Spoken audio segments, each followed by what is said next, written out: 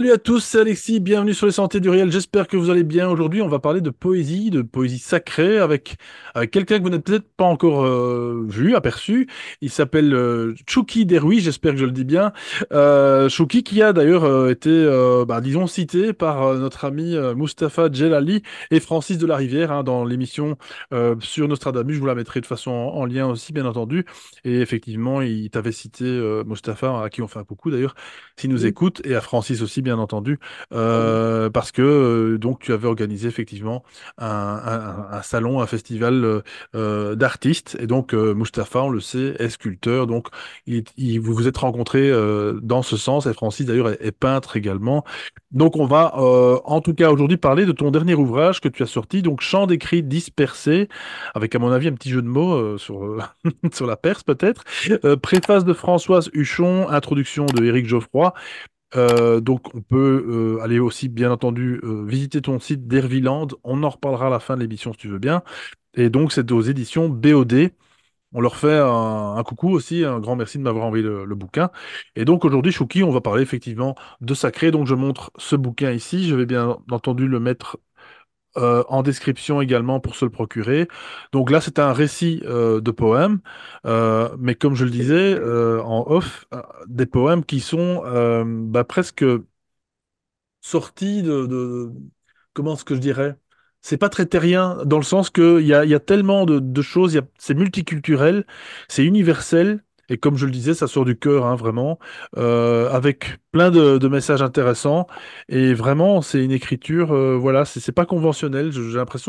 J'ai presque l'impression qu'on a retrouvé un livre en fait enfoui dans un coffre, tu sais, dans Carrément. un. Mais non, c'est carrément ça. Non, j'ai vraiment eu ce sentiment-là. C'est comme si on avait redécouvert une écriture qu'on ne trouve plus actuellement. Alors bon, je suis pas expert non plus en poème, mais vraiment, voilà. D'ailleurs, Chouki, durant cette émission, va sûrement nous en lire un ou deux.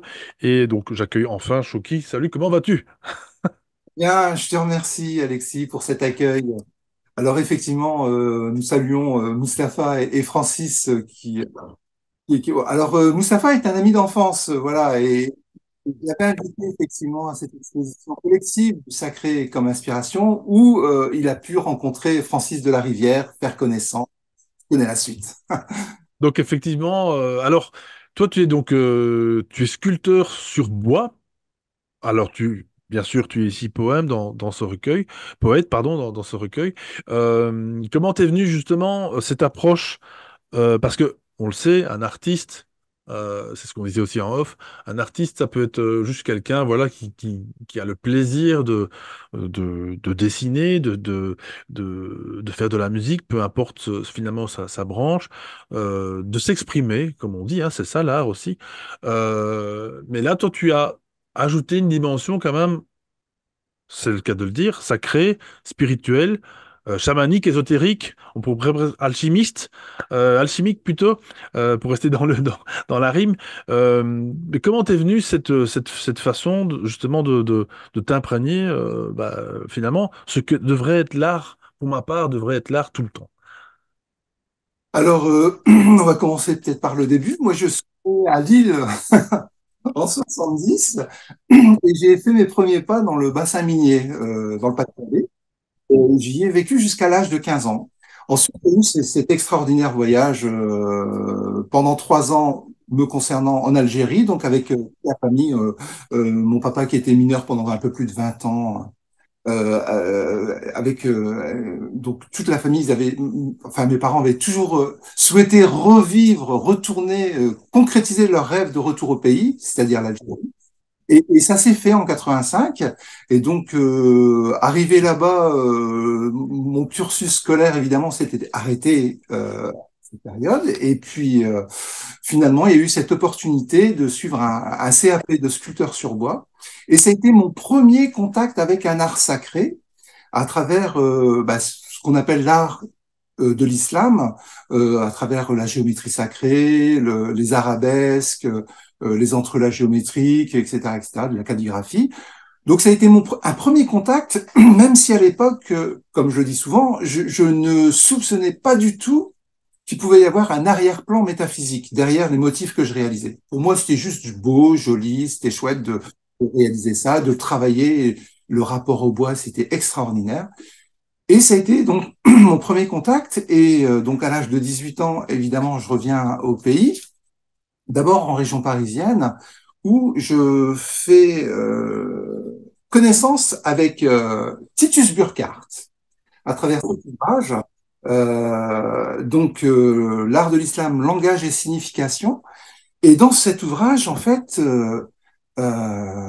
ce grand métaphysicien explicitait de manière très claire tout le rapport symbolique des motifs de la géométrie sacrée, que ce soit dans l'islam, mais aussi dans les autres traditions. C'est quelqu'un qui est voilà, très proche de René Guénon, de Fridtjof Schion, de Martin Lings ou encore de d'Ananda Coomaraswamy pour la tradition hindoue. Et ça a été une révélation. C'est-à-dire qu'à un moment donné, des clés m'étaient données sur ce que je réalisais, sur le bois. Alors, c'était comme une renaissance, finalement. Et de fil en aiguille, étant donné que justement il abordait toutes ces questions de sacré, de symbolisme dans les autres traditions, ça a été une porte d'entrée dans cet appel à entrer en dialogue comment dire, à interagir, à m'engager dans le dialogue interreligieux, donc dialogue des cultures spirituelles, d'abord en région parisienne et ensuite, à partir de 96, dans le Nord, où je vis depuis cette époque. Donc le dialogue s'est poursuivi, évidemment, par rapport à la sculpture sur bois, ben, c'est tout naturellement que j'ai commencé à puiser dans les différentes traditions spirituelles à partir des textes, à partir des symboles, des sagesses et autres proverbes, pour réaliser mes sculptures en mettant en avant ce qu'il y a d'universel. En fait, il y a cette célèbre parabole de Teilhard de Chardin qui disait tout ce qui monte converge, et c'est un peu ça qui est au cœur de cette démarche en fait. En tout cas, tu as été privilégié, je pense, parce que c'est quand même des. Je pense que c'est quand même pas donné à tout le monde. Je crois qu'il n'y a pas vraiment d'académie pour ça. C'est quelque chose qui est vraiment un enseignement ancestral. Et je pense que le fait d'être dans une lignée pour le coup, de sculpteurs qui en plus travaillent avec le sacré, c'est quand même quelque chose qui est pas conventionnel, quoi. J'ai effectivement accueilli ça comme une chance, alors étymologiquement, comme vraiment une destinée, hein. C'est quelque chose que je n'ai pas choisi. Ça m'est tombé dessus. Et j'honore autant que faire se peut, effectivement, c'est la moindre des choses. Oh non, c'est magnifique. Et en plus, voilà, on, tu pars quand même forcément de tes origines avec la religion qu'est l'islam, mais aussi, encore une fois, c'est ce que je disais au début, tu vas sur tous les sentiers, c'est le cas de le dire, de l'alchimie, voilà, entre autres, hein, donc, et des autres religions, des autres, voilà, enfin, c'est universel, quoi. C'est quelque chose qui devrait être. En fait, c'est ça aussi. Je crois que c'est le mot religion, on le sait très bien. En latin, c'est religare. Et religare, ça veut dire unifier, quoi, finalement, relier. Et non pas diviser comme, comme les médias nous le disent de penser pour l'instant. Exactement. Étymologiquement, on a le symbole dont le sens est d'unir, de réunir ce qui est épars. Et son contraire, c'est ni plus ni moins que diabolone, qui a donné le sens au mot diable, qui lui fait tout pour diviser. Donc, on connaît très bien l'expression diviser pour mieux régner. Et effectivement, je suis à travers ce chemin, voilà, autant commencer par la citation tout de suite, hein. Heureux les artisans de paix. Voilà. Dans toutes les traditions, on a effectivement cette possibilité de se dépasser, d'aller vers l'essentiel et de reconnaître en l'autre finalement sa propre personne. Et voilà. Et cette universalité, étant donné qu'elle est, comment dire, quand on parle de sagesse, quand on parle de compassion, quand on parle d'amour inconditionnel, quand on parle de fraternité, par définition, c'est universel, c'est-à-dire que ça n'appartient pas à tel groupe humain ou tel autre, c'est au cœur, au centre, au sommet, et chacune et chacun s'il le souhaite, hein, si elle le souhaite, elle peut grimper cette montagne de l'universel et voir à quel point la fraternité est au rendez-vous, c'est-à-dire qu'il n'y a plus de couleur de peau, il n'y a plus de couleur de religion, il n'y a plus tout ça parce que c'est universel. Et cette universalité-là, vous la retrouvez de toute façon dans tous les chemins, c'est-à-dire qu'à un moment donné, qu'on soit chrétien, taoïste, hindou, bouddhiste, musulman, tout ça, juif, on a cette possibilité. Alors, je le dis un peu sur le ton de la plaisanterie, souvent. Vous savez, la sagesse est universelle et malheureusement la bêtise aussi. Et comme le dit la chanson, le temps ne fait rien à l'affaire. Quand on est con, on est con. Désolé, mais voilà, quand on est au pied de la montagne et qu'on fait pas ce travail intérieur, celui qui est à ma gauche et celui qui est à ma droite, j'ai qu'une envie, c'est de lui cogner dessus parce qu'il prie pas comme moi, il jeûne pas comme moi, il s'habille pas comme moi, etc., etc. Toutes sortes d'absurdités que malheureusement nous vivons au quotidien. Voilà. En fait, ce chemin, il est vraiment, voilà, ce qui est rassurant, ce qui est étonnant, c'est qu'en grimpant cette montagne, symbolique, métaphorique, c'est de voir à quel point tout se recoupe, tout se rejoint, et que voilà, ces notions de division s'estompent. Totalement. Je crois que c'est pour ça qu'on vit quand même une époque, je le répète à chaque fois dans plusieurs émissions, c'est qu'on vit cette époque formidable D'ailleurs, j'en discutais avec l'invité précédent. Il y a une forme d'universalité. J'ai l'impression que les gens en ont un peu marre, justement. Alors bon, pas tout le monde, bien sûr. Hein, les imbéciles resteront les imbéciles. Ça, c'est leur nature et voilà, ça, on peut pas la changer. C'est comme ça. Ils sont en chemin. Ouais, exactement, Il exactement. n'y a aucun jugement, hein. Quand je dis Surtout pas. Non, ça, non. à un moment Hum. donné, Non, voilà, non. C'est juste un constat. voilà, chaque chose en son temps, et puis les personnes qui à un moment donné ne sont pas encore éveillées, ben, le seront. Et il n'y a pas de temporalité par rapport à ça. C'est pour ça qu'il n'y a pas de jugement possible. C'est-à-dire qu'une personne, même si effectivement on ne comprend pas et on n'est pas d'accord avec tel type de réaction, il n'en demeure pas moins que dans une semaine, dans un an ou dans 10 ans, cette personne aura pu avancer. Puis voilà, c'est pour ça que le jugement n'est pas possible. Non, et puis il faut pas oublier on est passé par ça aussi. Enfin, moi, en tout cas, personnellement, je suis passé par cette phase d'ignorance, voilà, de déni, peut-être de formatage, hein, disons-le comme ça. Et l'éveil, comme tu dis, c'est chacun à sa vitesse, etc. À sa façon, quoi. Donc, euh, donc, Chouki, tu veux nous préparer. Alors, on va peut-être d'abord passer sur le titre et après, tu nous proposeras, je crois, une lecture donc de morceaux. Dis-moi. Alors oui, alors Pour le pour titre Chant des cris dispersés. Alors c'est effectivement, si tu as une chaîne YouTube, je la mettrai en lien, où tu chantes forcément des poèmes, hein, puisque on sait bien qu'une chanson c'est un poème en soi. Et donc tu es accompagné d'un musicien. Ici bien sûr c'est un livre, donc c'est écrit. Euh, euh, Pourquoi disperser pourquoi tu as mis disperser? Ils sont dispersés les. Alors, c'est simplement parce qu'il y a une histoire de géographie et de temporalité. C'est-à-dire qu'il y a certains textes, j'ai pu les écrire en région parisienne, dans le Nord, en Algérie, quand je passais mes vacances. Et puis dans cette temporalité longue, pour certains, ils datent des années 90, en fait, du milieu des années 90, donc ils sont un peu bruts de décoffrage. Voilà, mais je les avais écrits tels que je ressentais les choses à ce moment-là. Donc, je les ai gardés, voilà, je les ai juste un petit peu rafraîchis pour que ça puisse quand même être dans une cohérence par rapport à l'ouvrage. Et donc, c'est c'est c'est euh, c'est un peu dans cet esprit que j'ai gardé ce titre. Euh, alors, si tu veux, avant de commencer à lire certains textes, je peux juste te rappeler, comme on parlait d'universalité, par rapport à l'exposition justement du sacré comme inspiration, je disais que je puisais dans toutes les traditions. Et là, je voulais te montrer quelques exemples de symboles, de sculptures que j'ai pu réaliser. Par exemple, je vais commencer par celui-ci. Alors, je vais d'abord te montrer un titre de bouquin. celui de René Guénon, le symbolisme de la croix. Alors, dans cet ouvrage-là, extraordinaire, j'ai pu effectivement trouver, d'un point de vue symbolique, toute cette universalité à travers des façons de faire différentes selon les perspectives spirituelles, mais qui pour autant parlent de la même chose.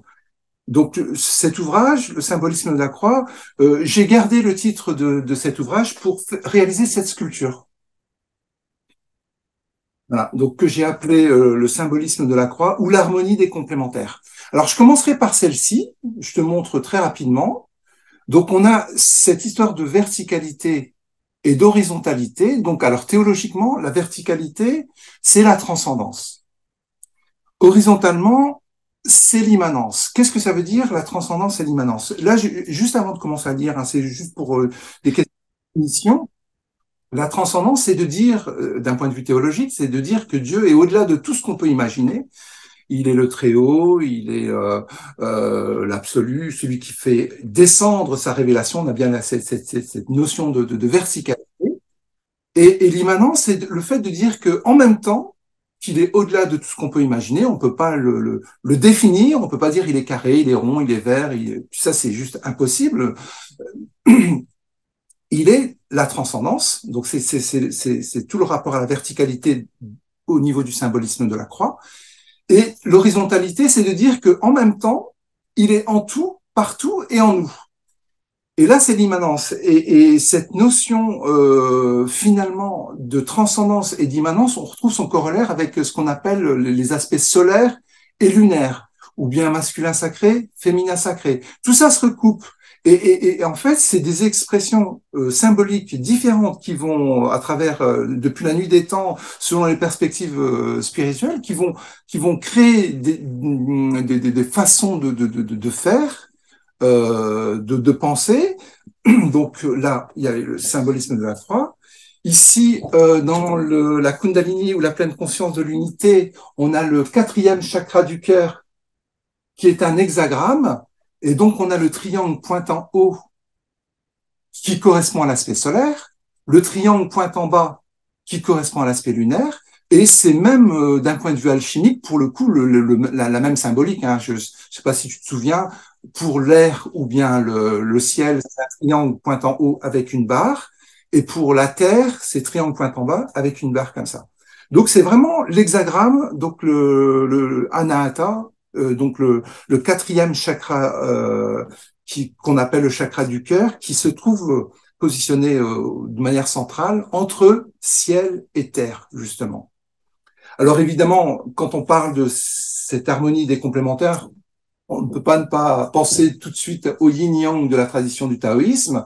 Et là, de la même manière, si tu veux, le yang, c'est la transcendance, c'est le côté solaire, et le yin, c'est l'immanence, c'est le côté lunaire.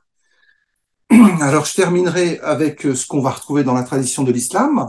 Tout le rapport de la géométrie sacrée, en fait, se décline de cette manière, où le centre du cercle ou du polygone étoilé correspond à la transcendance, c'est le côté lunaire, le solaire, pardon, et toute la périphérie, c'est le côté lunaire, c'est ce qui correspond à l'immanence. Donc, tu vois bien que les motifs sont différents, complètement différents, ils sont travaillés de manière, voilà. Et pour autant, il y a bien cette notion d'universalité, d'universel, où on va parler de la même chose, mais de façon différente. Et c'est vraiment ça qui m'intéresse, qui m'interpelle et que j'essaye, voilà, au détour de chacune de mes œuvres. Alors j'ai parlé de ça, il y a aussi la colonne de droite et la colonne de gauche, c'est pareil. Le côté droit, c'est le côté solaire, le côté gauche, c'est le côté lunaire, et c'est même, en petit clin d'œil, hein, je peux pas ne pas, j'ai mis ça où, voilà, c'est ici, le célèbre derviche tourneur. On a sa main droite qui est dirigée vers le ciel comme de par hasard, et la main gauche vers la terre comme de par hasard. Donc même là, avec le côté droit et le côté gauche, on a un aspect solaire et un aspect lunaire. Et ça s'exprime à l'infini. Là, j'ai pris vraiment quelques exemples hein, pour donner un aperçu. Et si tu veux, je peux, dans cet esprit, te lire deux textes qui vont être un peu dans cette idée. Donc, c'est tiré donc du chant d'écrit dispersé. Le premier, c'est le buisson ardent, page 20, et qui évidemment est une évocation à la rencontre entre Moïse et Dieu sur le mont Sinaï, avec cette célèbre révélation. Je vais commencer directement. Le buisson ardent ou l'être absolument. En hébreu, donc, Ehyeh Asher Ehyeh. Je suis celui qui est. Telle est la fulgurance, la réalité de l'unicité de l'être. Il est le divin, le roi, le majestueux, le créateur, le superbe, le très-haut, notre Père, le transcendant. Elle est la divinité, la miséricorde, l'amour, la compassion, la beauté, la douceur, notre mère, l'immanence. Il est le premier, elle est la dernière, l'alpha et l'oméga. Il est intériorité, elle est extériorité, l'ésotérique et l'exotérique. Il est au-delà de tout ce que l'on peut imaginer et, en même temps, où que vous vous tourniez, là est son visage, sa présence. Harmonie des contraires, des complémentaires, au-delà de toute définition. Il est l'ineffable réel, réalité de l'indicible. On peut essayer de dire ce que la divinité n'est pas. On peut aussi essayer de dire ce que le divin est. Il est ce qu'elle est, lui qui lui, jour et nuit, verticalité de la nuit et horizontalité du jour, majesté et beauté en clair-obscur. Tel est le schéma divin, matrice de la divinité, en témoignage de l'unité. Magnifique. Merci. Magnifique et tellement, ouais, c'est vraiment, voilà, ça résume en gros ce que nous sommes quelque part, hein. C'est vraiment ça, c'est Tout à fait. Cette aspiration à réunir en nous cette comment dire ces deux voilà facettes. le solaire et l'aspect lunaire qui touche à, à ce qu'on appelle, je reviens à ces mots qui sont un peu costauds comme ça quand on les entend pour la première fois pour certains, certaines, mais la transcendance et l'immanence, c'est vraiment de ça dont il est question. C'est Et dans la continuité, j'en ai un autre, donc l'harmonie des complémentaires, hein, qui va finalement, page 69. Euh, donc je vais commencer, hein. Par yin et par yang, par le jour obscur et la nuit claire, du Tao entre ciel et terre, par le faisceau vertical du Père solaire et la ligne d'horizon de la mer lunaire, par le mont et la caverne, l'apparent et le caché, l'absolu, le tout autre ou encore le grand tout comme autant de noms de la déité, toi, comme moi, ne sommes que des parcelles de cette unité et par l'excellence de la voie du juste milieu. Le cheminement vers la cime n'est que convergence vers le sublime, le merveilleux, le chemin qui ne ment pas et décime les illusions de la séparation avec bienveillance pour un retour à la maison mère et confirmer les réminiscences, celles de la Sainte Alliance. Symboliquement, l'absolu est, comme pouvait le rappeler une pensée de Pascal, une sphère infinie dont le centre est partout, la circonférence nulle part. Transcendance donc et immanence, majesté accompagnée de beauté, tel est le témoignage de la pleine conscience de l'unité. Bravo, bravo, merci beaucoup. Merci, Joki, pour cette lecture, c'est vraiment magnifique. Ça marche, merci Alexis. Ça t'a pris combien de temps d'écrire tout ça? Parce que tu disais que tu avais donc écrit des poèmes dans les années 90. Euh, tu as enfin, je veux dire, tu as continuellement. Il y a des poèmes qui datent de plus récents, par exemple, ou comment? Enfin, Et il y a une continuité, et ouais, puis à un voilà. moment donné, j'avais rejoint l'atelier d'écriture de ma grande amie Françoise Huchon, qui est portraitiste. Et à l'époque, j'avais rejoint cet atelier pour concrétiser ce rêve d'écrire mon premier livre. Je ne savais pas par quel bout commencer, comment se plonger dans cette aventure. Et grâce à cet atelier d'écriture, ça m'a beaucoup facilité un peu et ça m'a rassuré dans le fait que c'était tout à fait possible. Notamment depuis euh, voilà, près d'une dizaine d'années, effectivement, en ayant rejoint cet atelier, euh, eh bien, il y a eu d'autres textes qui ont été fournis, et c'est devenu un peu plus simple, un peu plus facile de pouvoir coucher sur le papier des inspirations, des fulgurances, que voilà, des jeux de mots. Donc, vers la fin, je rends hommage à la fois à Patrick Lorentz-Tenas et Raymond DeVos, mais c'est pas pour rien. Il y a une histoire de langue des oiseaux, effectivement, que j'aime bien, que j'apprécie évidemment dans ce cheminement-là. Et donc, voilà, de temps en temps, Ne dit-on pas au commencement était le verbe, hein, c'est la vibration. ouais, la vibration, exactement. C'est vraiment ça. Et en tout cas, donc, ton art, tu le vibres. Alors, tu parlais au tout début donc, avec Mustapha et Francis que tu as rencontrés il y a déjà quand même quelques années, et surtout Mustapha que tu connais depuis tout enfant.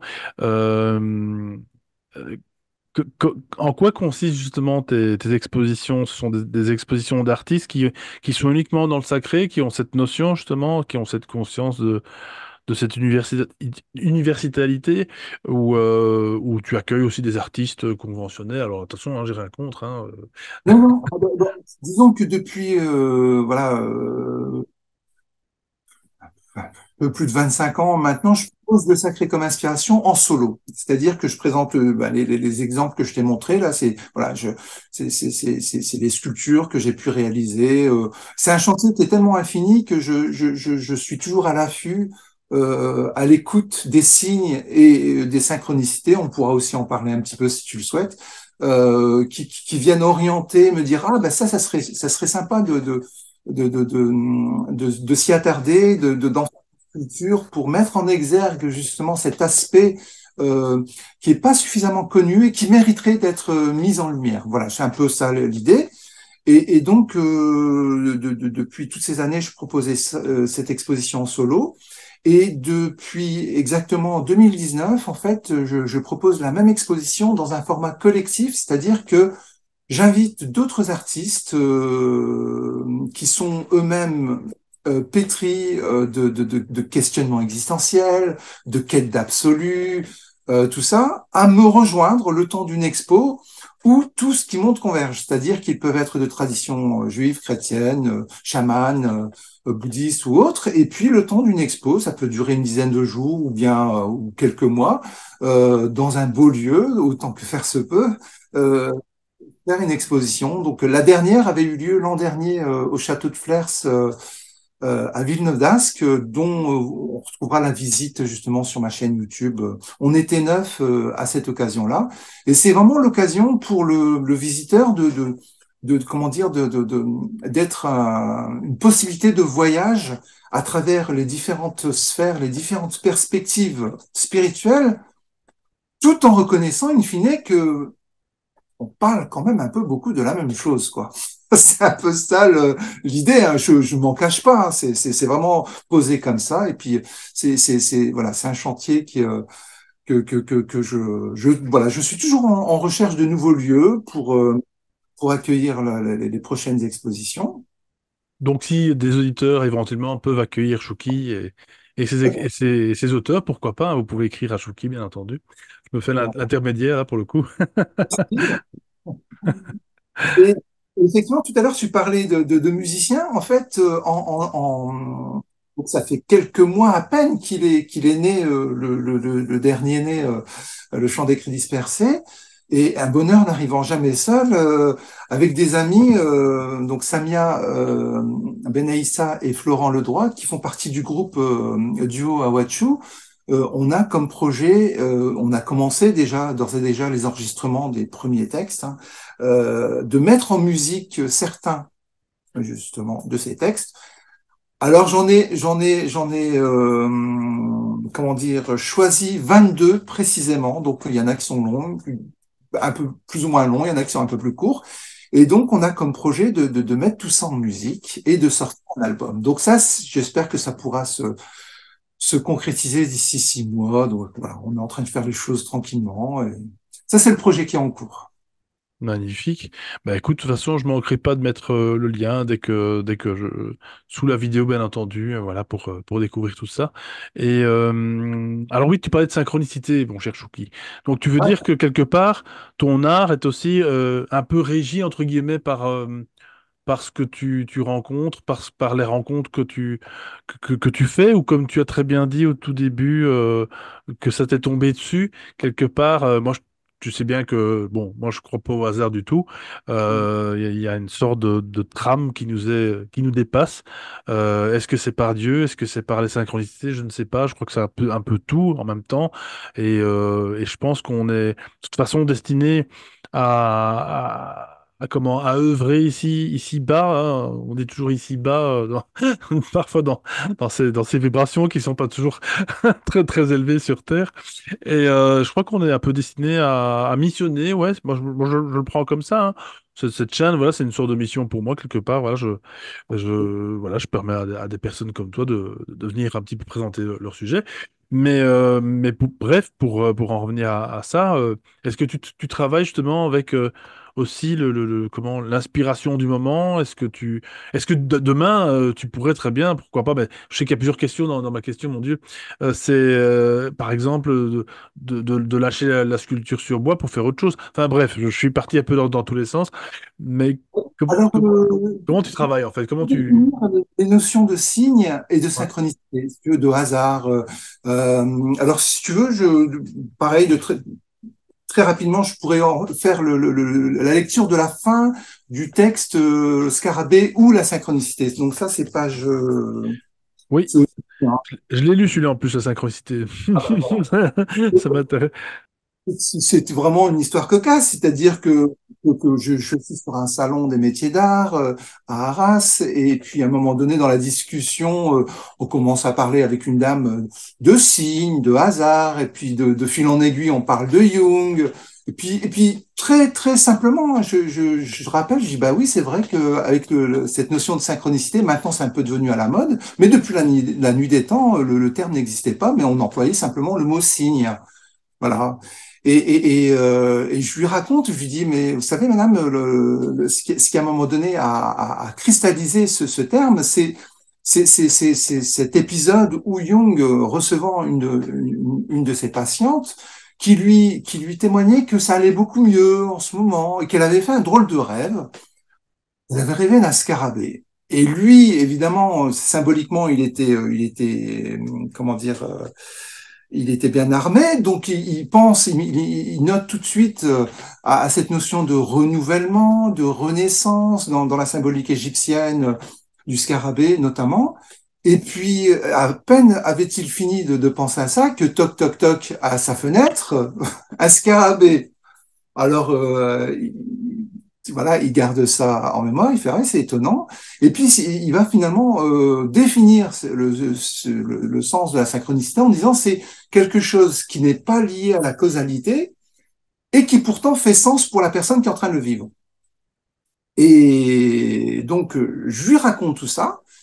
La dame fait son petit tour dans ça, et puis à un moment donné, un voisin qui réalisait de magnifiques objets sous inclusion de résine végétale et d'insectes, à un moment donné, Michel vient depuis son stand et me dépose sur ma table un superbe scarabée vert.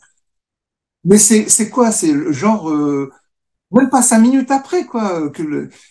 Et je le regarde et puis pour plaisanter, je lui dis, Michel, c'est pas bien d'écouter aux portes. Il me dit, qu'est-ce que tu racontes? Et je dis, mais pourquoi tu m'offres ça maintenant? Il me dit, bah, je sais pas, j'avais envie, c'est tout. Et lui, effectivement, il était suffisamment éloigné pour ne pas du tout soupçonner le fait qu'il ait pu entendre. Donc, c'était vraiment très, très intéressant comme signe. Et puis effectivement, ensuite, je vois la dame repasser, je l'interpelle, je dis Madame, revenez, et puis je lui montre Scarabée à l'appui, je dis regardez ce qu'on vient de m'offrir là à l'instant, et là elle est Enfin bon, c'était un très beau clin d'œil de l'univers. Et justement, pour rebondir à ça, je peux, si tu le veux bien, expliciter et rappeler un peu ces notions de signes, qu'est-ce qu'on entend d'un point de vue sacré. Alors, alors tout d'abord, je commencerai par cette suite. On attribue à Einstein cette extraordinaire citation. Le hasard, c'est Dieu qui voyage ou qui se promène incognito. Merveilleux, n'est-ce pas? Alors, il y a cette belle parabole dans l'enseignement traditionnel où il est question de dons divins pour l'humanité. Il s'agit de deux types de livres. Le livre révélé, donc en arabe El-Kitab el-Manzoul ou en latin Liber Scripturae, et le livre déployé, Liber el-Manshur en arabe ou Liber Mundi en latin. Ces deux types de livres ont été offerts à l'humanité. Alors, s'il est aisé de comprendre ce que peut être le livre révélé dans le sens où, de manière verticale ou transcendante, Dieu révèle à tel ou tel messager, le Coran, l'Évangile, la Torah, les Védas, la Bhagavad Gita, les Upanishads, l'Avesta ou encore le Tao Te Ching, pour n'en citer que quelques-uns, on peut se demander ce que peut être le livre déployé, Liber Mundi. Eh bien, il s'agit tout simplement du livre de la création, de ce que l'on a la coutume, ce que l'on a coutume, pardon, d'appeler le livre de la nature ou le livre du monde. Et c'est là que ça devient intéressant, c'est qu'à travers cet enseignement, il y a le terme en arabe aya, qui est vraiment très instructif et d'une puissance réflexive impressionnante. On le traduit donc en français indistinctement par verset ou par signe, justement. Et il se pose essentiel dans ce message, c'est-à-dire que l'on peut, à travers ce concept, comprendre, lire et méditer les versets ou les signes d'un texte révélé, comme on peut de la même façon méditer, lire et comprendre les signes ou les versets du livre déployé, c'est-à-dire de la création de la nature. En fait, le terme aya signifie signe. Alors, on va le traduire par signe, synchronicité, hasard, coïncidence, etc., etc. Mais c'est quelque chose qui n'est pas lié à la causalité, mais qui pourtant fait signe. Et là, tout l'enchantement, c'est qu'à un moment donné, quand on parlait d'éveil tout à l'heure, c'était que quand on prend un livre sacré, de quelque tradition qu'il soit, ou le livre sacré par excellence, qui est celui de la nature, on peut être touché ou pas, dans un cas comme dans l'autre. On peut ouvrir le Coran et ne pas être enchanté, on peut être dans une forêt, ne pas être enchanté, et puis à un moment donné, au contraire, l'être. Parce qu'à un moment donné, on a des prédispositions, on a un mouvement qui a commencé, et puis là, tout devient signe, tout devient plus clair. Et puis, c'est comme un aller-retour entre des questions existentiels, les questionnements existentiels qui nous habitent, qui habitent tout à chacun, et puis le fait qu'à un moment donné, en mettant ces questions sur la table de l'univers, on se dit, mais moi j'aimerais bien avoir un peu les réponses, pourquoi, et puis de temps en temps, quand effectivement on ne ferme pas les yeux, l'œil du cœur, eh ben, les réponses ne se font pas attendre. Et elles deviennent tellement naturelles, ça devient une seconde nature. Voilà. C'est vraiment ça, Chouki, ouais. Et bah, on le sait, sur cette chaîne, on a déjà beaucoup parlé de vibratoire, de synchronicité, etc., voilà, de non-hasard, hein, parce qu'encore une fois, le hasard, bon, bref, c'est pas pour moi, mais c'est effectivement, comme tu viens de le dire, de toute façon, plus on s'ouvre, plus on voit avec un autre regard les choses, plus on aura forcément de signes, en tout cas pourquoi pas de réponses, hein, si c'est pas trop présomptueux, mais c'est vrai qu'on peut avoir quand même pas mal d'informations en observant, en se posant, et surtout, je crois que la méditation aussi, quelque part, une sorte de méditation, sous toutes les formes, hein, qu'elle soit, hein, c'est comme tu dis, s'installer sur un banc éventuellement et observer la nature, ce qui nous entoure, ce qui nous vient aussi. Bah, j'aime beaucoup faire ça, c'est une forme de méditation, quelque part, on n'est pas obligé de se mettre en lotus et commencer voilà, à suivre des préceptes, on peut le faire de manière naturelle. Même certains arrivent à le faire dans le bus en allant au boulot, hein, pourquoi pas, ça leur permet de mieux affronter la journée. Mais voilà, chacun a sa technique et quelle que soit la technique, c'est des moments magiques qu'on ne peut pas on peut pas te retirer, mais surtout qu'on peut même pas t'enseigner. Je crois que c'est quelque chose qui doit vraiment venir, encore une fois, du cœur. Et je crois que c'est le message universel, c'est le cœur. On le sait bien. C'est Le Christ disait en son temps, on ne vit pas que de pain seulement. Et c'est un peu ça l'idée, c'est qu'effectivement, il y a, il y a, il y a, il y a, il y a, il y a tout effectivement l'aspect physique de ce qu'on a, de ce que le corps a besoin, mais il y a tout cet aspect du subtil, justement, qui va pouvoir nous nourrir et nous faire grandir dans une meilleure connaissance, dans un accomplissement vers finalement cette pleine conscience de l'unité qu'on traduit aussi par la non-dualité dans la tradition hindoue et de finalement arriver à cette comment dire à cette finalité où tout est un et de vraiment reconnaître la connexion, cette connexion universelle, c'est-à-dire que des expressions, comment dire, des sagesses telles que ne fais pas l'autre ce que tu ne voudrais pas qu'on te fasse, aime ton prochain comme toi-même. Voilà, d'un point de vue, comment dire, littéral, on comprend ce que ça veut dire, mais de manière plus subtile, le message essentiel, c'est de dire que l'autre, c'est toi. Moi, je suis l'autre. Je veux dire, il n'y a pas de séparation foncière. Il y a simplement l'écran de l'ego qui vient faire une dispersion, une division, une illusion de la séparation. Mais tout ça, effectivement, s'estompe quand à un moment donné, à travers la méditation et à travers ce cheminement spirituel où on se nourrit de tous ces signes et de toutes ces synchronicités, oui. La vie a un sens, évidemment. Et en plus, ce que tu dis par rapport à la non-division, j'avais lu il y a des années bon, une BD en 8 volumes sur le bouddhisme, hein, donc la vie de Siddhartha. Et pour un peu m'intéresser, parce que je m'intéresse pas forcément au bouddhisme, mais encore une fois, voilà, j'aime bien aller vers la vibration du moment. Et bon, j'avais besoin d'une réponse aussi, quelque part, sans doute. Et ils évoquent le fait que bah, les humains, c'est un peu comme les neurones dans le cerveau, ils sont reliés. Alors, je sais pas comment ils connaissaient déjà les neurones à l'époque, mais bon, bref, on est vraiment comme des neurones qui sont connectés. Et on le sait très bien dans le cerveau, si des neurones se déconnectent, si malheureusement ils ne se reconnectent plus, ben, malheureusement, c'est voilà ce que donne l'Alzheimer notamment, ou enfin plein d'autres maladies un peu de ce genre-là. Et on est complètement déconnecté aussi de ce monde-là. Donc, le, le, le message, je crois, premier de tout ça, c'est justement, encore une fois, comme je le disais au début, dans la religion, se religarer, se relier. Et je pense que cette séparation, encore une fois, elle est faite peut-être par le côté sombre, on le sait, de ce monde. Et je pense que s'il est important de se souvenir justement qui on est et de surtout pas faire ce qu'on nous dit de faire, c'est-à-dire de se diviser, mais de bien, bel et bien se relier avec un bonjour, avec un sourire. Ça peut être, enfin, ça peut commencer par là, ça peut commencer aussi avec voilà, boire un verre ou n'importe.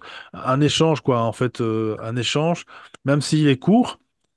C'est d'ailleurs généralement les plus intenses parce que ce sont des personnes que tu ne recroiseras pas, qu'on t'a peut-être mis là aussi sur ton chemin et qui t'ont aidé peut-être à comprendre certaines choses à un moment T. Et enfin, c'est tout. En fait, la vie est magique. La vie, elle est magique et la vie, elle doit être vécue. Je pense qu'elle doit être vécue dans ce sens-là. Je pense que voilà, encore une fois, sans jugement, les personnes qui n'ont pas, malheureusement, qui ne sont peut-être pas passées par ça, et peut-être qu'un jour ça viendra dans une autre vie, hein, si on croit à la réincarnation, ou à un moment venu, encore une fois, quand ils seront prêts, comme tu as très très bien dit, eh bien, c'est de vivre ces moments, et la vie doit être vécue comme ça. Enfin, voilà, Et cet aspect introspectif dont tu parlais, de la connaissance de soi, à un moment donné, on va la retrouver de la même manière, de manière assez universelle. On a chez les Grecs, on a connais-toi toi-même et tu connaîtras les dieux. En islam, on a cette expression qui connaît son être intérieur connaît par là même son Seigneur. et dans cette connaissance, comment dire, profonde, à un moment donné, on se retrouve avec cette possibilité. Je vais citer une sagesse qu'on va retrouver dans le corpus de la tradition musulmane, où il est dit, donc c'est un texte où Dieu, à la première personne, s'exprime ainsi. Mon serviteur ne cesse de se rapprocher de moi par des actes de bien, d'adoration, de vertu, etc., jusqu'à ce que je l'aime. Et quand je l'aime, je deviens l'œil avec lequel il regarde, avec lequel il voit, l'oreille avec laquelle il entend, la main avec laquelle il prend, le pied avec lequel il... Et là, littéralement, ce qui est expliqué, c'est qu'il y a une histoire d'état modifié de conscience dans celui qui, en cheminant, en méditant, finit en ayant mis au pas cet ego, c'est-à-dire cet excellent outil qui n'est pas à rejeter, mais qui a à être considéré comme un simple outil, jamais comme une finalité. Et là, pour le coup, en mettant cet ego de côté, il y a le soi divin qui nous investit, qui nous invite, et pour le coup, il y a cette compréhension, quand on parle de pleine conscience de l'unité, qu'est-ce que ça veut dire réellement? Ça veut dire que finalement, tout est un réellement. C'est pas juste des mots pour faire beau. C'est vraiment. Et ça, si tu veux, c'est le cœur du cœur du cœur du cœur de toutes les traditions. Vraiment, s'il y a quelque chose qu'il faut retenir, c'est ça. Mais donc, c'est ça qu'on devrait nous enseigner à l'école plutôt. C'est pas, c'est, c'est vrai. Il faudrait peut-être pouvoir, quelque part, bah, comme tu le sais, l'enfant est là, il écoute les grands, les soi-disant grands, l'adulte, qui est un mot galvaudé aussi, ça, l'adulte, mais enfin bref. Et il fait confiance, donc, en tout cas, à ses parents en premier. Mais ce message, je trouve qu'il devrait être, ouais, ça devrait passer dans les écoles. Tu t'as jamais pensé à essayer comment dire, d'approcher certaines écoles. Alors, je sais bien que ça doit être compliqué, mais d'approcher certaines écoles avec justement ces messages-là, avec ne fût-ce que... Disons que chacun fait sa part, et effectivement, tandis que moi, c'est plus dans... Alors non, ça m'arrive, hein, si tu veux, par exemple, l'an dernier, au château de Flers, il y a eu des classes qui sont venues, je faisais de l'animation, de la sculpture sur bois, et puis quand il faut bien expliquer un peu les œuvres, ben, c'est toujours l'occasion de rafraîchir un peu et d'expliciter les choses, parce que effectivement, c'est toujours le problème de l'ignorance qui nous mène au chaos. Et là, tu m'as un peu tendu la perche en parlant d'école et de conditionnement avec la célèbre de Valérie Lagrange, conditionné. Depuis l'école, on m'a appris à ne pas être ce que je suis, même si j'ai l'air de vivre encore. Ça fait longtemps que je suis mort. Donc, une célèbre chanson des années 80 de Valérie Lagrange. Et oui, tout est dit dans cette chanson. C'est-à-dire qu'à un moment donné, il y a toutes sortes, toutes formes de conditionnement. Et tout l'art du cheminement spirituel, c'est déjà de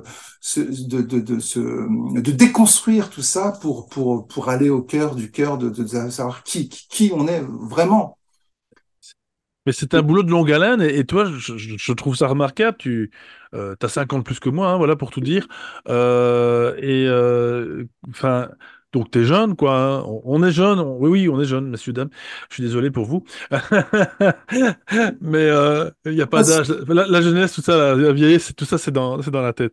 On le sait très bien. Mais ce que je veux dire, ouais, enfin, c'est un travail que peut-être que certaines personnes qui auraient 80 ans n'auraient peut-être même pas encore acquis. Et toi, voilà, à ton âge, enfin, déjà d'avoir acquis tout ça, c'est digne d'une Non, vieille âme. Je m'excuse, hein, je dis pas ça pour. Mais vraiment, c'est. Ah, je mérite, hein, tu sais, comme je le disais au début, hein, j'ai eu cette chance. Alors souvent, je donne cette image, je dis d'être tombé dans la marmite du dialogue interreligieux au début et milieu des années 90. Et effectivement, ça ouvre l'esprit, c'est-à-dire qu'à un moment donné, on comprend qu'il y a finalement, c'est pas simplement des histoires de perspective spirituelle, c'est qu'il y a autant de chemins que d'êtres humains. Il y a autant de chemins et d'êtres humains, et pour autant, il y a ce même appel intérieur universel, c'est-à-dire à l'élévation spirituelle. C'est-à-dire que cet appel-là, tout à chacune, tout à chacun, on a ça en nous, et il suffit juste de remettre à jour un peu par un travail de purification, de cheminement, d'ascèse, comment dire, de, de discipline, voilà, je cherche le terme, pour finalement voir en nous ce qu'il y a d'essentiel et faire la part des choses avec ce qu'il y a pour le coup de superficiel, voire de carrément inutile, voire de nuisible, quoi. C'est un travail de longue haleine, mais qui effectivement est donné à tout un chacun. Et puis voilà, on peut tous à un moment donné ou à un autre Converger vers ce point, justement, parce que c'est vrai que tu as très très bien dit, hein, d'ailleurs, c'est vrai que c'est ce que je dis aussi souvent sur la chaîne, enfin, avec d'autres mots, mais voilà. Effectivement, il y a plusieurs sentiers, il y a plusieurs vérités, il y a plusieurs façons d'appréhender comment les choses, les mystères de la vie, hein, disons ça, et au-delà même. Tout le monde va avoir un petit peu sa vision avec son éducation, avec le milieu dans lequel comment il a grandi, etc., et évolué, et différentes couleurs, différentes saveurs finalement quelque part, mais avec cette même vérité quelque part qui est là quelque part, qui, qui, qui nous unit tous. Et c'est vrai qu'on ne sait pas y mettre non plus forcément des mots. Je crois que parfois en fait, il faut être humble avec tout ça. Je pense faut se dire que il y a pas forcément d'explication verbale. Euh, je crois même que finalement, ce qui est magique dans tout ça, c'est qu'il n'y a pas d'explication. Je ne sais pas si je me fais bien comprendre, c'est que l'explication, elle est là en nous. On sait qu'il y a quelque chose de supérieur à nous, il y a quelque chose qui nous, qui à la fois nous protège, peut-être et à la fois pas, mais en tout cas, il y a quelque chose de plus fort. Et il y a cette vérité qui est là en nous, peut-être enfouie depuis des millénaires hein, dans nos cellules, si ça se trouve, hein, façon de parler, cellules, pas biologiques bien sûr. Euh, et je crois qu'on tend vers ça de plus en plus. Je pense que les gens ont besoin de sens, de retrouver ce sens perdu, parce que encore une fois, il est là caché. Et comme tu as dit, hein, se connaître soi-même, c'est connaître l'univers aussi. Et Et c'est lié à l'enthousiasme, hein, c'est étymologique. L'enthousiasme, c'est le fait de reconnaître le théos, le divin en soi, et tout, je veux dire, ce sens, cette finalité fait que, quand je le disais de manière un peu abrupte, tout est un, c'est qu'à un moment donné, il y a vraiment un apaisement par la force des choses, voilà, une réharmonisation de notre intériorité, et puis les choses, effectivement, s'éclaircissent, quoi. C'est c'est pas comme si on pourrait soupçonner, dire non, mais c'est pas rationnel, c'est pas. Non, mais expérimente, tu verras à quel point en vrai il y a des. On parle d'effets placebo, d'effets nocebo, mais j'aime bien aussi cette expression. Soyez heureux, ne serait-ce que pour donner l'exemple. Et dans cet enthousiasme-là, finalement, dans ce chemin, c'est de reconnaître que, voilà, parce que s'il n'y avait pas de sens, ça serait effectivement absurde. Et là, pour le coup, tout ce qui peut être négatif peut effectivement prendre le dessus. Et là, au contraire, tout se réunifie. Il y a vraiment une histoire d'équanimité, d'apaisement, d'harmonisation. J'arrive pas à trouver de meilleurs mots, en fait. c'est ça. Oui, oui, c'est un peu comme si pendant très longtemps, pour ne pas dire des siècles parce que ça, on n'en sait rien, mais c'est comme si un petit peu, finalement, on était sur des ondes dissonantes. Alors, attention, dans le dissonant, il y a des belles choses aussi, hein. Mais là, on était sur du dissonant et il y a cette réharmonisation, oui, comme tu viens de dire, bien sûr, et qui fait que la vibration va être de plus en plus harmonieuse, quoi. Voilà, c'est ça. Euh, Alors, tu voulais peut-être nous lire encore un passage, mon cher Chouki, Alors, je sens que tu brûles d'impatience, là.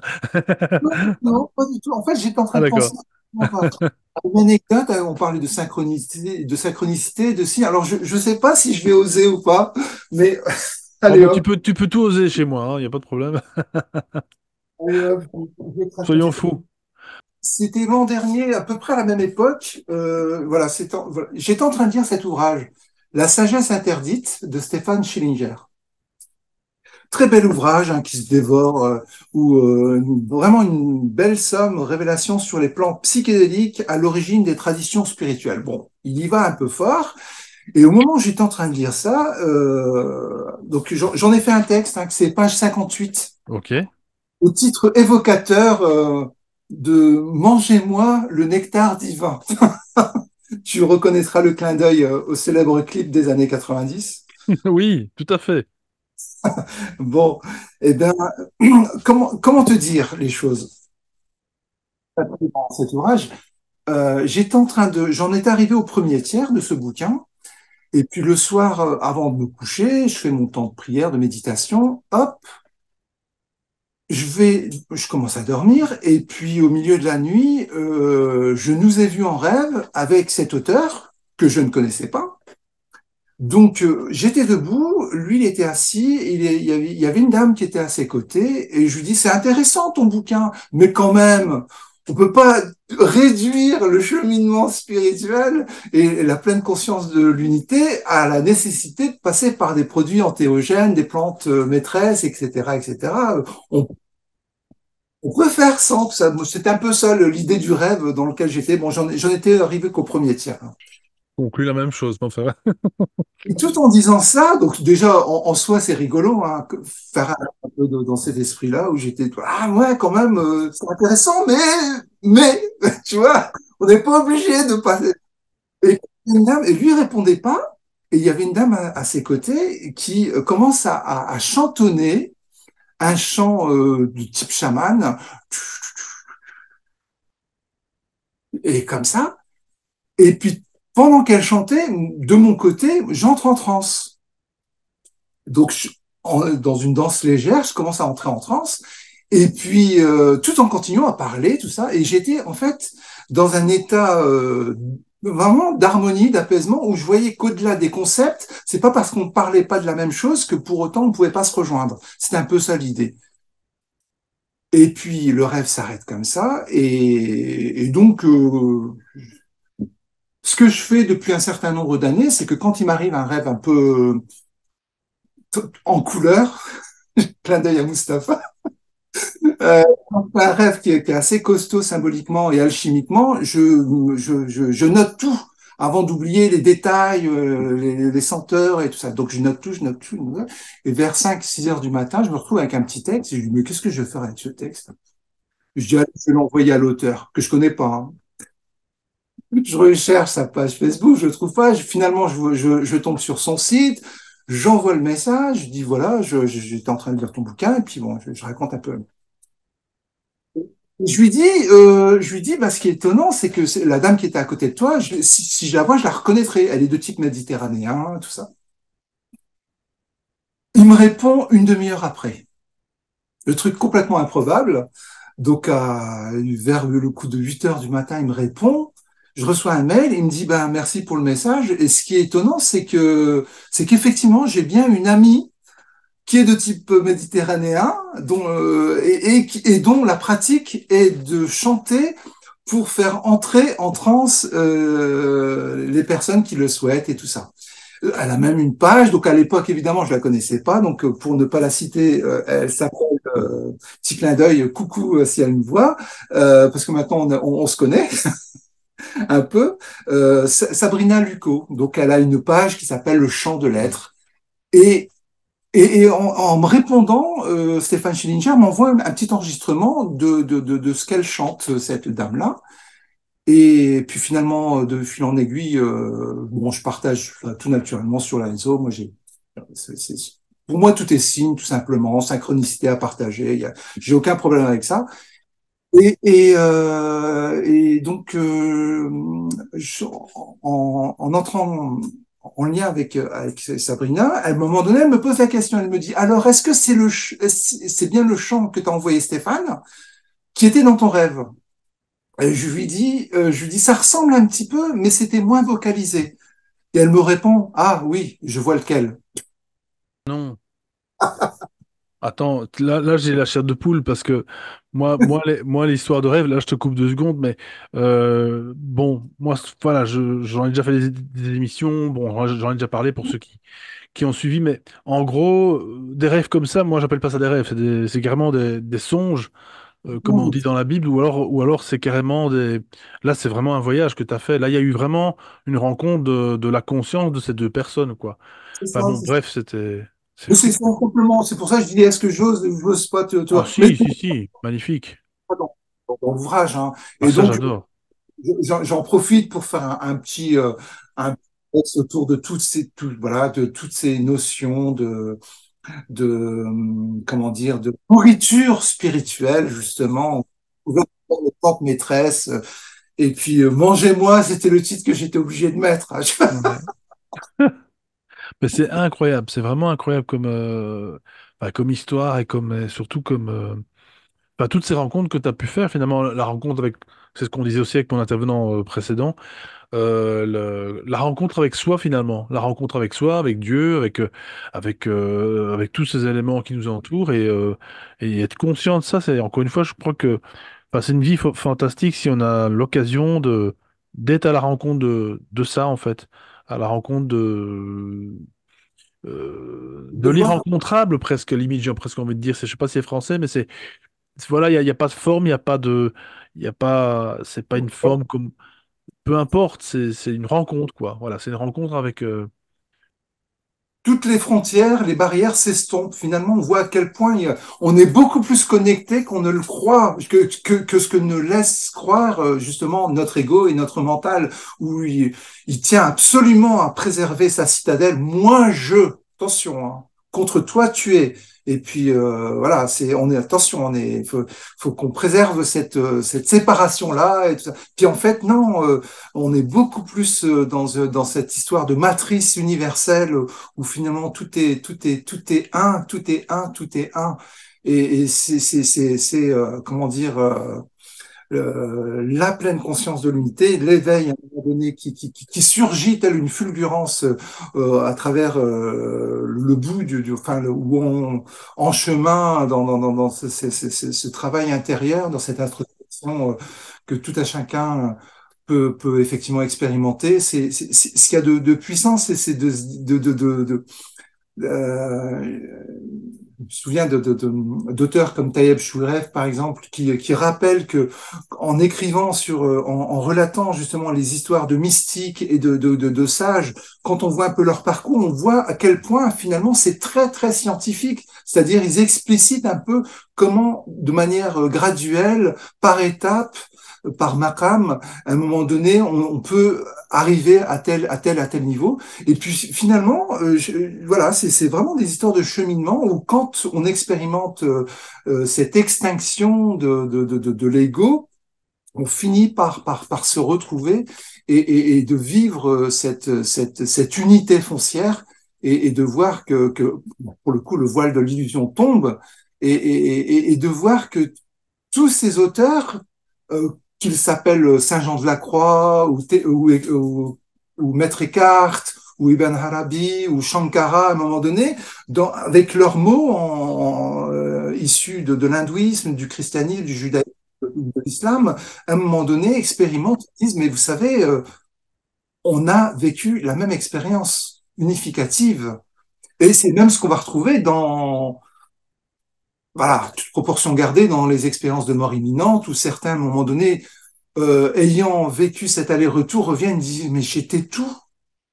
Il n'y avait ni passé, ni présent, ni avenir. J'étais dans un hors-temps et un hors-espace. Il y a même des termes qui sont assez costauds. C'est-à-dire, ils disent, j'étais comme l'omniscient. Vraiment, il y a cette notion d'être complètement fondu et confondus en Dieu, et ils reviennent avec ça, on dit, mais il s'est passé quoi? Il s'est passé quoi? Donc là, c'est des expériences tragiques, c'est-à-dire qu'il y a eu un accident, c'est pas un cheminement spirituel qui a amené à ça, mais pour autant, c'est la même fibre. On sent bien que les mots si tu mets un calque, on dit, ben, en fait, ils ont vécu la même chose, quoi. D'ailleurs, ces personnes sont transformées généralement quand ils reviennent. Ils n'ont plus peur de la mort, ils profitent de la vie même encore beaucoup plus qu'avant. Ils ont tout une autre. Alors on parle pour les expériences positives parce que on sait, il y en a quelques-unes qui sont négatives, mais bon, bref. Ici, on parle naturellement des expériences positives, mais c'est vrai que ces personnes-là reviennent tout à fait autres et quelque part, tel le creuset, sont transformées complètement, voilà, complètement. Et même quand elles sont négatives, en fait, elles sont quand même positives parce que finalement, les personnes prennent conscience de cette réalité autre et ils se disent, mais pour rien au monde, je voudrais repasser par ce que j'ai passé, par ce à quoi je suis passé, et donc se transforment en Abbé Pierre, en Mère Oui, Teresa, oui, oui, c'est vrai. ils deviennent humains, tout simplement, ils deviennent humains. Oui, oui, oui, exactement. Ben, je vais être peut-être un peu vulgaire, parfois un petit coup de pied au cul, ça fait du bien. Alors c'est vrai que on va éviter de faire des accidents, hein, s'il vous plaît. Bien sûr, je ne demande pas ça. Il y a quand même d'autres façons, comme tu dis, sans passer par les plantes, bien entendu, de transcender et d'arriver à un certain état de conscience modifié, voilà, supérieur, quelque part, on peut dire ça comme ça. Euh, voilà, mais en tout cas, je trouve qu'il vraiment grand merci C'est moi. d'enseigner ça parce que c'est malheureusement quelque chose de peu trop courant. Il y a des gens qui se disent voilà, qui se disent éveillés. Il y a des gens qui se disent alors c'est ce qu'on disait avec mon précédent intervenant aussi, encore une fois, être éveillé. Déjà, on ne devrait plus être ici. On devrait déjà être, on devrait même pas pouvoir le dire. On le serait, c'est tout. C'est comme la sagesse. Quelqu'un qui est vraiment sage, bah, ma foi, il n'a pas besoin de le dire. Il l'est, c'est tout. Il est sa propre nature, la nature voilà, primordiale, on peut dire ça comme ça, d'amour et de. Et donc, je pense que voilà, en tout cas, ce message. Donc, je rappelle ici hein, le livre Chants d'écrits dispersés, donc aux éditions BOD, à qui on fait encore une fois tous les remerciements. Donc, Chouki Derwish. Donc, de toute façon, je mettrai le lien, bien sûr, de ton ouvrage en lien, comme d'habitude, pour les personnes qui veulent se le procurer. Alors, je l'avais peut-être pas dit avec Mustapha, et je m'en excuse, mais BOD a la particularité, m'avait-il expliqué, qu'ils impriment les livres qui sont commandés. C'est-à-dire qu'ils ne font pas, si j'ai bien compris, qu'ils ne font, alors ils ne font pas à la pièce non plus, mais ils n'impriment pas non plus, voilà, 500 exemplaires inutilement. Comme son nom l'indique, une impression à la demande. C'est-à-dire que dès qu'on le commande, il imprime et il envoie. Et ça marche vraiment bien, hein. Oui, puis alors bon, là, il y a vraiment, on pourrait dire là, c'est de la vraie écologie, ce que j'appelle, en fait. C'est pas juste voilà, des messages, d'ailleurs, souvent écologiques et égal économique. Ici, c'est vraiment, voilà, dans le souci du respect, finalement, de la matière première et d'imprimer, puisque n'oublions pas quand même que dans chaque feuille, c'est quand même aussi un arbre qui y passe, enfin, plusieurs arbres qui y passent. Et donc, quelque part, voilà, c'est vraiment une très belle édition, et encore une fois, voilà, aligné sur ces messages universels d'amour et dans lequel on devrait, j'espère, un jour baigner tous et toutes. Et encore une fois, comme tu dis, c'est très important. Chacun à sa manière, de manière, alors naturellement, la plus vraie possible. Et puis surtout à son rythme et sans presser surtout le pas des autres. Ça ne sert à rien, on le sait très bien. Vouloir réveiller absolument les autres personnes, ça va faire qu'effet contraire. Et je pense que cette lumière, ces signes-là, eh bien, un jour, seront destinés à ces personnes qui auront, encore une fois, à un moment T de leur vie, cette étincelle, voilà, qui nous anime tous, encore une fois, hein, mais de manière différente, et peu importe, c'est très bien. Il y a cette image qui est représentée de manière très poétique, où on voit un œuf, où on explicite que quand il est cassé de l'intérieur, effectivement, c'est la vie, et quand il est cassé de l'extérieur, c'est la mort. Effectivement, quand la gestation arrive à son terme, effectivement, le petit oiseau à l'intérieur avec son bec perce ce voile de l'illusion et sort en pleine lumière. Et au Voilà. contraire, si on veut absolument de l'extérieur dire hey, il y a de la lumière, il faut sortir de là-dedans, ben, en fait on tue l'œuf. Ouais. Incroyable, super, super image. Je la reprendrai peut-être un jour dans une émission, en te citant bien sûr. Non, j'aime beaucoup, j'aime beaucoup. Ah, j'avais vu ça croisé dans les réseaux, deux œuvres Ah, dessinées, et je trouve que c'est vraiment c'est tout à fait ça. très, très C'est beau. tout à fait ça. Bien que de temps en temps, il faut être fêlé pour laisser passer la lumière. Ah, ça, tu l'as déjà vu. On le sait très bien. Mais bon, voilà, ça c'était pour la petite boutade. Bah, Chouki, grand merci en tout cas bah, pour ton passage sur les sentiers du réel. Ça fait voilà un petit temps qu'on devait se rencontrer et en tout cas, bah, voilà, encore une fois. Le temps n'existant pas, si on se consacre à la vérité, si on se consacre à tout ça, je pense que le temps, voilà, qui n'existe pas, de toute façon, on le sait très bien, mais les choses viennent à point quand elles sont là, quand les vibrations sont alignées, et voilà. Mais, Merci à toi justement de tout cet effort et de toute cette énergie dépensée à travers les sentiers du réel et à travers toute cette possibilité de donner à chaque fois l'occasion de penser des perspectives différentes. Voilà, c'est ça. on en devient plus riche, tout C'est simplement. ça, c'est ça. Et vraiment, ce sont des superbes voyages de l'esprit, hein, en l'occurrence, puisque les voyages physiques deviennent de plus en plus chers. Donc, moi, je pense que des voyages comme ça, on en a tous besoin. Et c'est très accessible en ce moment, hein. Il suffit d'avoir une connexion Internet pour le coup. Et voilà. Et donc, en tout cas, ou se connecter surtout, parce que Internet, ça, c'est une chose, se connecter surtout à la nature qui vous entoure, votre nature à vous qui est intérieure.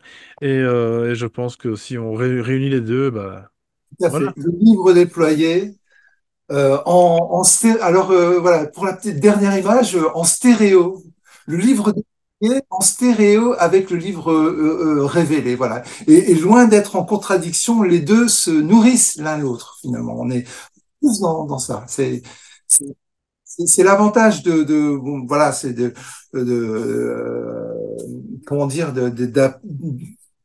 d'avoir de meilleures perceptions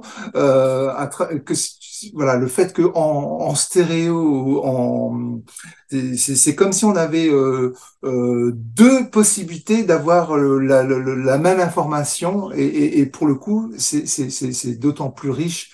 Je sais même plus pourquoi on parlait de ça d'ailleurs, mais Mais voilà. parce que la nature humaine, la nature extérieure, la nature aussi intérieure, qui fait que finalement, voilà, on réunit bah, deux vérités, mais C'est ça. voilà, qui finalement, enfin, deux vérités.